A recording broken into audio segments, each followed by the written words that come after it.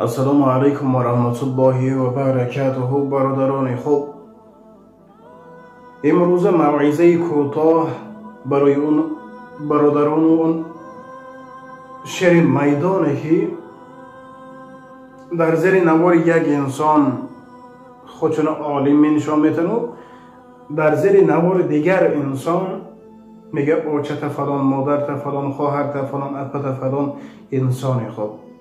پیش از آن که خواهر اپا یا که مادر یک انسان داشتن میتی فکر کن که ترم مادر داره، ترم اپا داره، ترم خواهر داره، ترم همسر داره.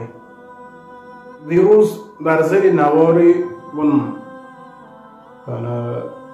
برادر شیراز تاجیک بلود الله علم، بعدا اون صدای اومد، بعدا باز یک چند برادری وقتی در اومده دیدیم چندین از منافقان، یعنی که کمتر گمراهی کرده، مثلا یک خطابی یک انسان دیدیم مثلا او چته فلان و غیره ها کذا.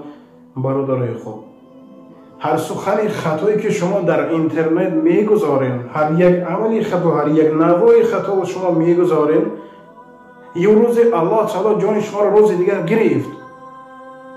مرگ حقیقت، کل نفس ذائقه الموت، روز دیگر جان شما را الله تعالی گرفت. لیکن اون سخن خطا، اون داشتنامه های خطا، اون ویدیوهای خطایی که شما در اینترنت گذاشتین، در اون نامه اعمال شما خوشرو کرده هر یک تشم می نویسد که از این سخن این انسان چندین انسان ها خواندن، چندین انسان ها گمراه شدن. دیگر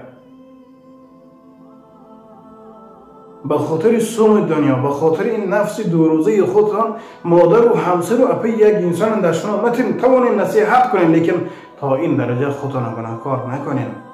از غضب الله سبحانه و تعالی کمی باشن فکر کنین، از اون آبروی انسانیتان، از اون نام پدر و مادری که شما را نصیحت کردن.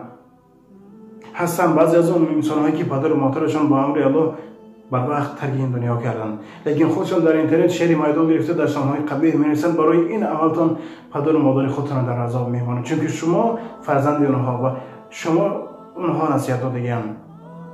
پس به هر خیل وسواسی شیطان داده نشده اون سخن‌های قبیحی که در زبان دارین استغفر الله بگین، استغفر الله، استغفر الله. اگر توانین یک بگین برادری خوب، همین خوب میشد که همین عمل رو نمی‌کردی، یا که همین عملتون خوب نیست. کسی نباشد، فرق نداره خوب تاجیک بلوگ باشد، برادر تیجه باشد، برادری تاجیک باشد و غیره و ها کذا باشد، ما همه خطا داریم.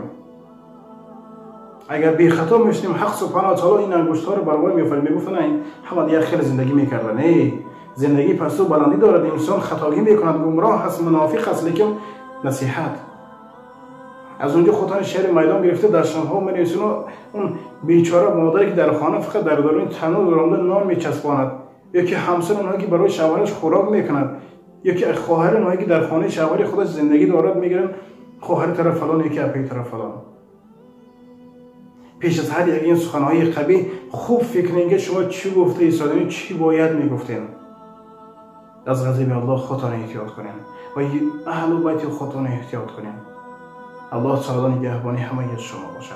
سلام علیکم و رحمت الله.